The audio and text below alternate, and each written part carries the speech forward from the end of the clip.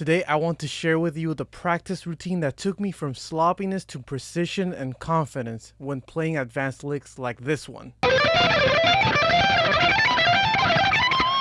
For the longest time, I've been wanting to improve my shredding skills to play like the greats. I can play pretty decently and all, but there was still a certain threshold I just couldn't cross, which I realized in my case was high-speed alternate picking runs. For you it may be something else, but whatever your personal threshold may be, I can confidently say that this system can make a huge difference for you, as it has for me. So let's get right into it. The first step is not about the tool, but the way it's used. You've probably heard of the metronome before, but are you really getting the best out of it? The secret isn't just playing it slowly ad nauseum. It's practicing with intention. First, start at half speed or slower. What we want is to build an unshakable foundation here. When you begin learning a new lick, your first priority should be to really get it under your fingers, not necessarily achieving speed. Here's the crucial part. At this slower tempo, you must achieve perfect execution. Play the lick 3 to 5 times consecutively without a single mistake using the appropriate technique. Your articulation must be clean, your picking precise. Everything must be representative of how it should be at full speed. If you can play the lick with the metronome 3 to 5 times without problems, then you can increase the tempo by 5 BPM.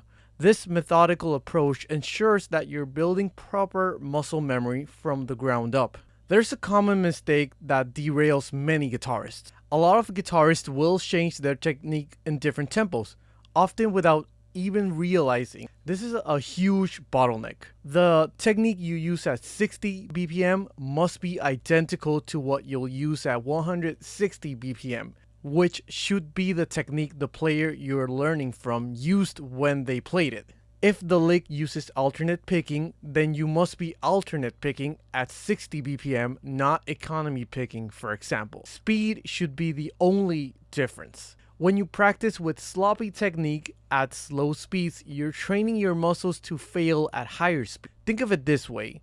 Every repetition is either reinforcing good habits or bad ones. There's no middle ground. But there's an even more game-changing tip that transformed my own practice routine. Weave the lick you're learning into every aspect of your playing. Use it in warm-ups, technical exercises, and especially when working on songs. Look at Slash.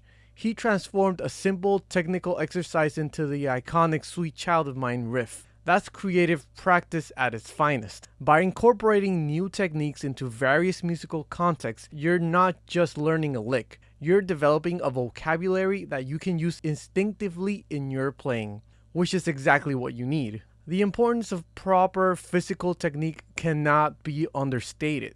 Pay attention to your posture, hand position, and overall relaxation. Tension is the enemy of speed and accuracy. These physical aspects of playing are just as crucial as the musical elements because they're part of your tools when the time comes to express how you feel on the guitar. Technology can be a really great ally in this journey. In my practice sessions, I often use Guitar Pro 8's loop feature a lot because of how helpful it can be.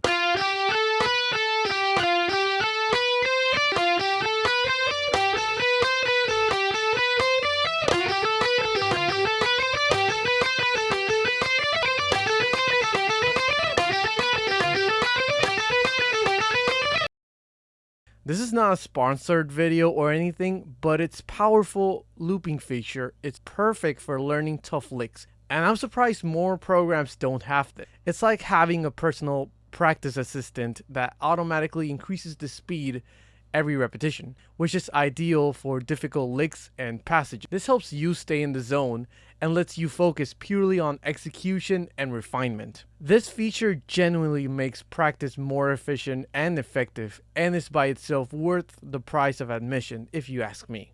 A surprisingly important aspect is actually mental.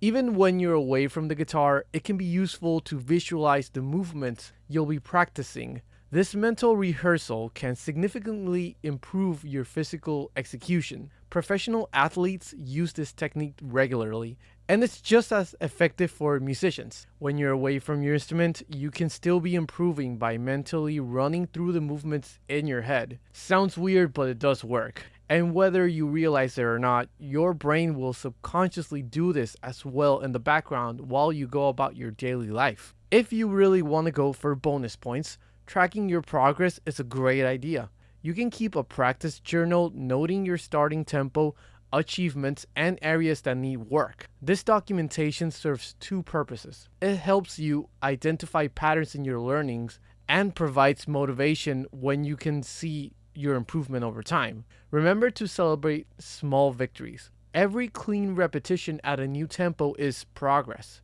but I think the most crucial element of all is consistency. 15 to 30 minutes of focused practice daily is better than marathon sessions once a week. Your brain needs regular exposure to internalize movements and build proper muscle memory. Think of it like learning a language. Daily immersion, even for short periods, is more effective than occasional long sessions. This consistent approach allows your brain to process and consolidate new information more effectively, and also keeps you sane, as it's way easier to separate 15 or 30 minutes every day. It'll also have a positive snowball effect once you do get into the rhythm of it. Trust the process. Remember, this method isn't about quick wins or shortcuts. It's about building a rock-solid foundation that will support your entire guitar journey. Be patient with yourself, and above all, show up every day.